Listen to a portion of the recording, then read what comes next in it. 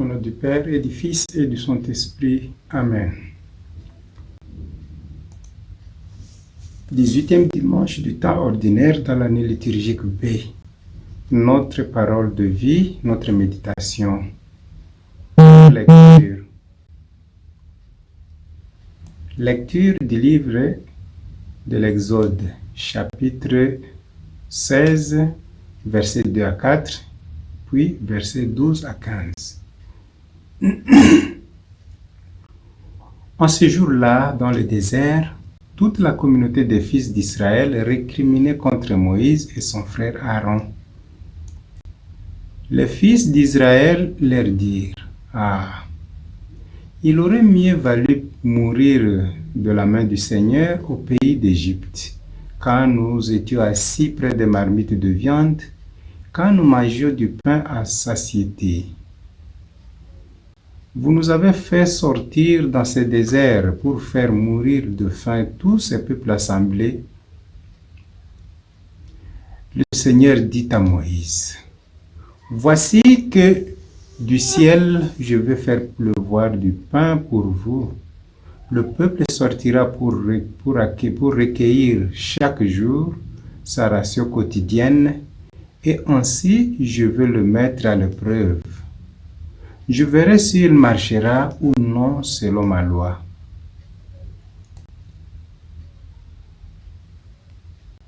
Je verrai s'il marchera selon ma loi. J'ai entendu les récriminations des fils d'Israël. Tu leur diras: « Au coucher du soleil, vous mangerez de la viande, et le lendemain matin, vous aurez du pain à satiété. Alors vous saurez que moi, le Seigneur, je suis votre Dieu. » Le soir même surgit un vol d'écailles qui recouvrirent le camp. Et le lendemain matin, il y avait une couche de rosée autour du camp. Lorsque la couche de rosée s'évapora, il y avait à la surface du désert une fine croûte, quelque chose de fin comme du givre sur le sol. Quand ils virent cela, les fils d'Israël se dirent l'un à l'autre: « Manne où ?» Ce qui veut dire: « Qu'est-ce que c'est ?» Car ils ne savaient pas ce que c'était. Moïse leur dit: « C'est le pain que le Seigneur vous donne à manger. » Parole du Seigneur. Nous rendons grâce à Dieu. Deuxième lecture.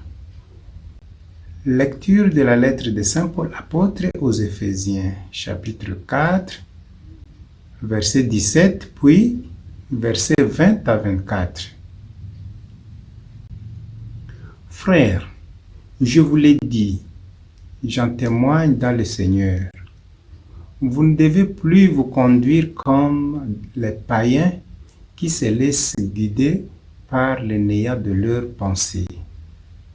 Mais vous, ce n'est pas ainsi que l'on vous a appris à connaître le Christ, si du moins l'annonce et l'enseignement que vous avez reçus à son sujet s'accordent à la vérité qui est en Jésus. Il s'agit de vous défaire de votre conduite d'autrefois, c'est-à-dire de l'homme ancien corrompu par les convoitises qui l'entraînent dans l'erreur. Laissez-vous renouveler par la transformation spirituelle de votre pensée. Revêtez-vous de l'homme nouveau, créé selon Dieu dans la justice et la sainteté conforme à la vérité. Parole du Seigneur. Nous rendons grâce à Dieu. Évangile de Jésus-Christ selon Saint Jean, chapitre 6, versets 24 à 35. En ce temps-là, quand la foule vit que Jésus n'était pas là, ni ses disciples, les gens montèrent dans les barques et se dirigèrent vers Capharnaüm à la recherche de Jésus. L'ayant trouvé sur l'autre rive, ils lui dirent: Rabbi, quand es-tu arrivé ici? Jésus leur répondit: Amen, amen, je vous le dis. Vous me cherchez non parce que vous avez vu des signes, mais parce que vous avez mangé de ces pains et que vous avez été rassasiés.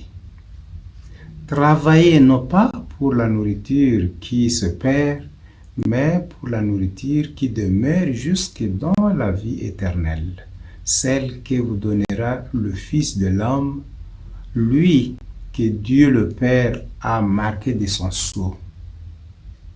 Ils lui dirent alors: Que devons-nous faire pour travailler aux œuvres de Dieu? Jésus leur répondit: L'œuvre de Dieu, c'est que vous croyez en celui qui l'a envoyé. Ils lui dirent alors: Quel signe vas-tu accomplir pour que nous puissions le voir et te croire? Quelle œuvre vas-tu faire? Au désert, nos pères ont mangé la manne, comme dit l'Écriture. Il leur a donné à manger le pain du ciel. Jésus leur répondit: Amen, amen, je vous le dis. Ce n'est pas Moïse qui vous a donné le pain venu du ciel. C'est mon Père qui vous donne le vrai pain venu du ciel. Car le pain de Dieu, c'est celui qui descend du ciel et qui donne la vie au monde. Ils lui dirent alors: Seigneur, donne-nous toujours de ce pain. Donne-nous toujours de ce pain-là. Jésus leur répondit: Moi, je suis le pain de la vie. Celui qui vient à moi n'aura jamais faim. Celui qui croit en moi n'aura jamais soif. Acclamons la parole de Dieu. Louange à toi, Seigneur Jésus. Au titre de notre réflexion, nous suggérons: Dieu n'abandonne pas les siens. La libération du peuple d'Israël de l'esclavage en Égypte a été un très grand exploit de Dieu. Moïse tient la direction du peuple. Mais pour arriver à la terre promise, il faut traverser le désert avec toutes les épreuves qu'il contient. Une des plus grandes épreuves qu'il faudra affronter, c'est bien sûr la faim. Et toi, aujourd'hui, je ne sais pas dans quel esclavage tu te retrouves, ou bien dans quel esclavage Dieu est en train de t'arracher. Ça, toi-même, tu le sais. Cependant, quel que soit ton cas, sache qu'il te faudra nécessairement un désert avant que tu t'établisses sur la terre promise que Dieu met place devant toi. Ce désert, c'est le temps de purification. C'est un temps de sanctification nécessaire que tu dois avoir avant que tu accèdes à la terre promise. Et pour nous, chrétiens, la mer Rouge que nous traversons, c'est justement la conversion. La conversion qui nous libère de l'esclavage du péché. Cette conversion qui nous arrache des mains de Satan. Oui, sache que tu auras ta part de désert, ta part de purification avant d'accéder à la terre promise, avant d'accéder à la terre de Canaan. Si tu es sorti du monde par exemple, si tu es sorti du monde de la franc-maçonnerie, tu pourras par la suite perdre tout ce que tu avais eu pendant le temps où tu travaillais dans ce monde. Donc, tu perdras d'être toutes tes richesses, tous les biens que tu avais acquis de la pratique occulte dans laquelle tu vivais. Donc, vous verrez, aujourd'hui, ta maison a pris feu et tout s'est consommé. Demain, on apprendra ton camion quelque part s'est écrasé dans un accident de circulation. Un jour suivant, on va apprendre que non, toutes tes marchandises sont pillées par des bandits et ainsi de suite. Voilà ce qui arrive, voilà le désert qui nous arrive lorsque nous quittons le monde pour nous convertir et rejoindre la terre promise. Donc, il nous faut ce temps de purification. Car le moment de ta purification est arrivé. Si cela t'arrive, comprends que le moment de ta purification est arrivé.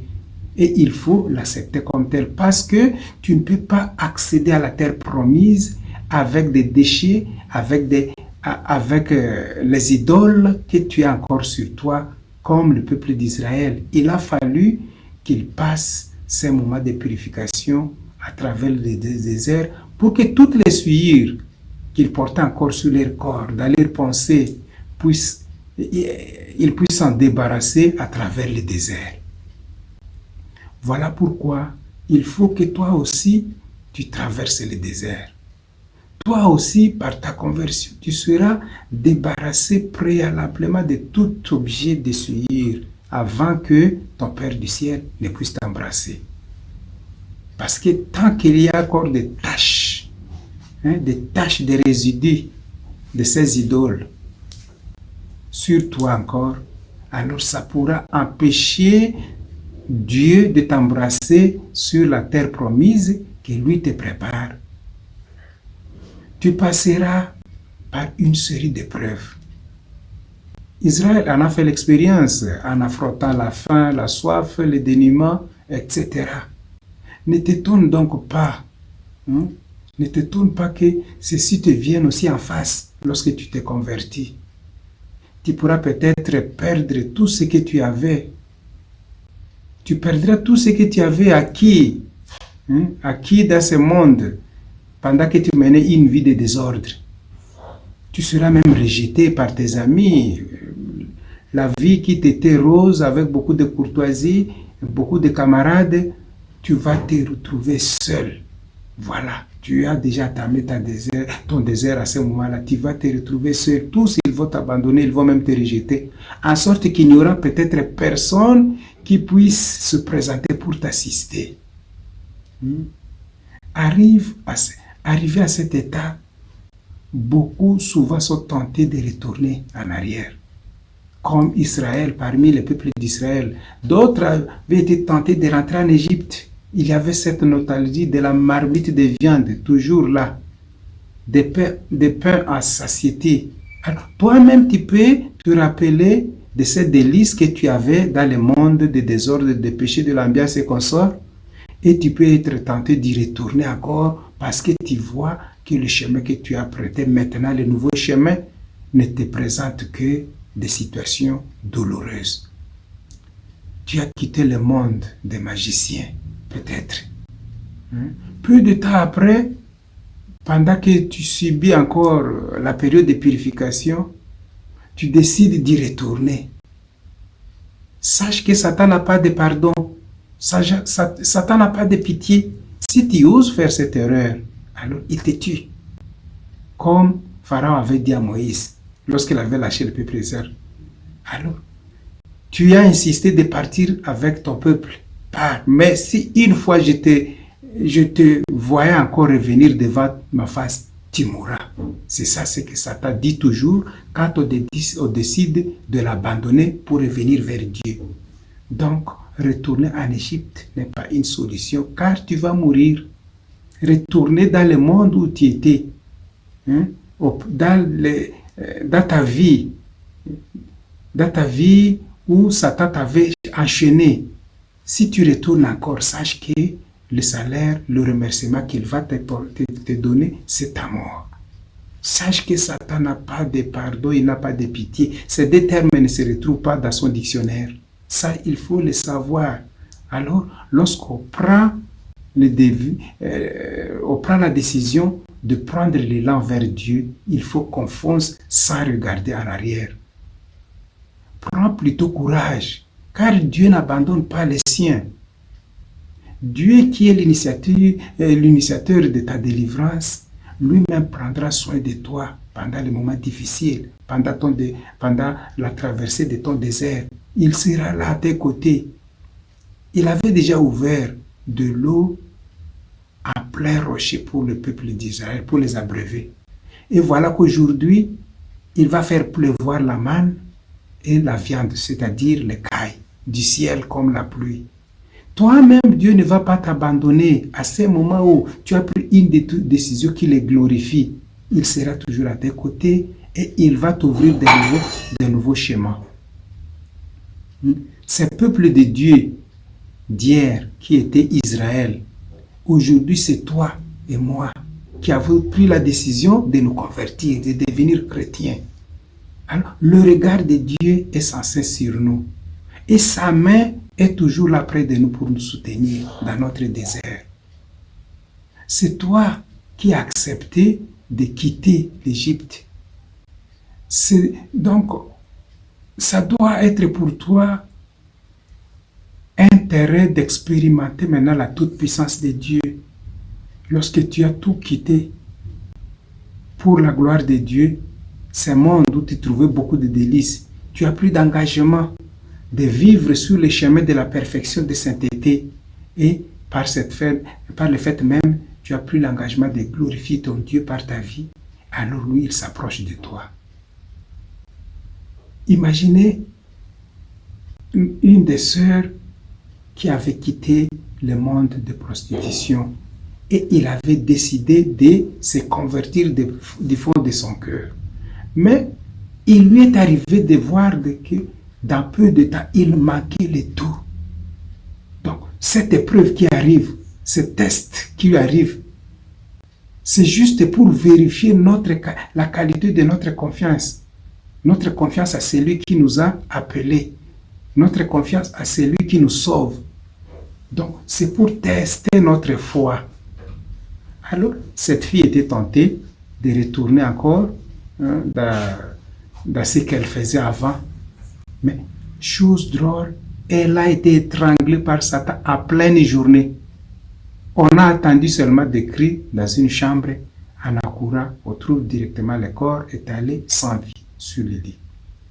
Alors, Satan n'a pas de pitié. Par contre, il y avait une autre. Celle-ci qui avait demandé à un serviteur de Dieu de prier pour lui. Oh, pasteur, vraiment je constate beaucoup de blocages dans ma vie. Le pasteur ne savait pas dans quel genre de vie elle se trouvait. Alors avec de cure d'âme, le pasteur a fini par découvrir qu'elle était dans le monde de prostitution. Mais en priant pour elle, un message arrive au pasteur. Demande à cette jeune fille de t'amener tout ce qu'elle avait eu pendant cette vie et de reprendre sa vie à zéro. Le pasteur a été dépassé. Il ne savait pas comment présenter un tel message. Parce que la fille devait lui remettre tous les habits qu'elle avait achetés, tous les souliers, tout ce qu'elle avait acquis pendant ce temps avec ces métiers qui ne plaisaient pas à Dieu. Bon, finalement, le pasteur a eu le courage d'aller informer la fille. Voilà, voici le message. Le Seigneur me demande le Seigneur me dit que tu dois donner tous ces objets que tu avais payés pendant et qu'on doit brûler cela. Et après, la fille a été surprise. Aussitôt qu'on a brûlé tous ces objets, 3 jours après, elle avait un très bon emploi qui lui avait rassuré une vie meilleure que celle qu'elle menait pendant qu'elle pensait qu'elle se débrouille pour sa vie par une voie qui ne plaisait pas à Dieu. Donc, accueillir les épreuves de purification avec le courage de la foi ouvre la voie à la manifestation de la gloire de Dieu. À ce moment-là, Dieu intervient comme il vient d'intervenir au désert. Il va ouvrir la porte même dans l'impossible.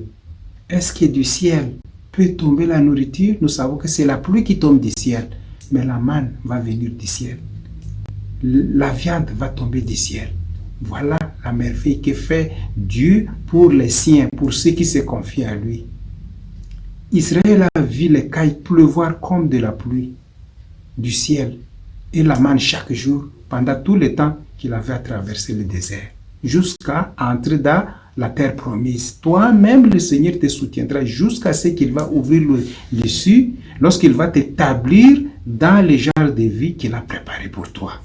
Donc, attache ton cœur au Seigneur, suis ses lois et tu verras comment Dieu n'abandonne pas les siens. Même dans les situations les plus difficiles, où l'impossible est déjà visible en face de nous. Et c'est là que nous allons voir la main de Dieu intervenir. Dieu ne nous abandonnera pas. Le récit de la manne souligne qu'il faut toujours avoir confiance en Dieu. Toujours et ne jamais replier. L'évangile de cette image vient compléter ces récits, vient compléter cet enseignement. Il fait suite au récit de la multiplication de pain. Jésus vient de nourrir une foule de personnes affamées. Pour tous ces pauvres gens qui ne cessent de les suivre, Jésus voit cette pitié. Ces gens pensaient avoir trouvé un roi, mais Jésus pense autrement. Lorsqu'il se prépare pour la lever, Jésus prend le chemin pour rejoindre, il traverse le lac pour l'autre rive. Il a beaucoup mieux à proposer que ces pains. Et même pour ta vie, Jésus a beaucoup mieux à proposer que ce que tu penses toi-même.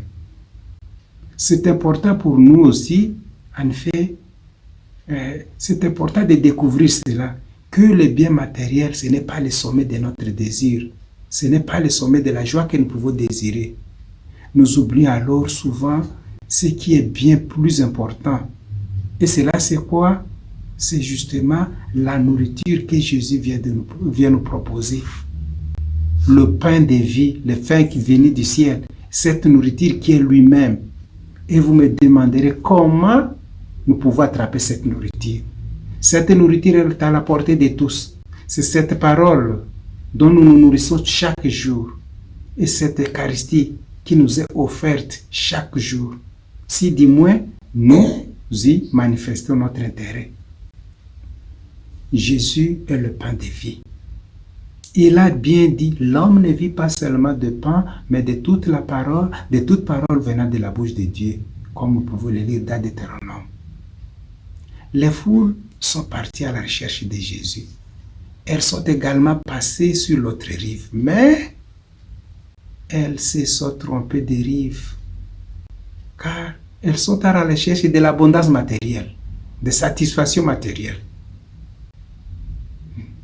Il nous faut quitter la rive de notre confort, de nos certitudes, pour rejoindre la rive de la vérité de l'Évangile, qui consiste à renoncer à une vie trop facile.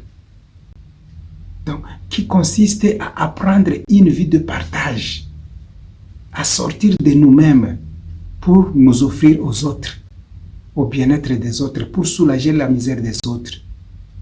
La grande priorité, ce n'est pas les biens que nous possédons, ni même ceux que nous voulons posséder. Ce n'est pas ça la priorité. Le seul vrai pain, ce n'est pas la manne mangée au désert, mais c'est Jésus. Il est le pain du ciel, le pain qui donne la vie. Nous le mangeons dans la parole de Dieu chaque jour et dans les repas eucharistiques qui nous sont offerts chaque jour, du moins pour ceux qui le désirent. Voilà le vrai pain que tout homme devrait désirer à tout prix.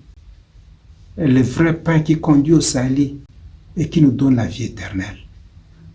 Beaucoup de personnes, des jeunes en particulier, continuent à croupir sous l'esclavage de la drogue, de l'alcool, des décibels, des délinquances.